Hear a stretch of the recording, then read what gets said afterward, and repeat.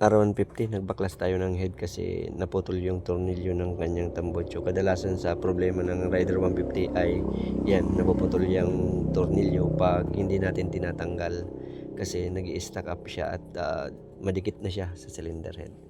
Ngayon, gumamit tayo ng markings. Sumulat tayo sa karton ng exhaust tas intake para yung tinanggal nating shim ay hindi magkabali-baliktad kasi magkakaiba ang sukat ng shim niyan sa intake at exhaust. Iwas na rin sa malaking aberya kasi pag nagkapali-palit yan, doon umiingay yung makina at doon na rin natutukod at tinatamaan ang kanyang shim at yung camshaft mapapagastos. Kaya mas maigi na gumawa tayo ng markings para kung saan natin tinanggal yung shim, ilalagay natin doon sa markings na markingan natin karton para pag ibinalik natin doon pa rin sa binaklas natin.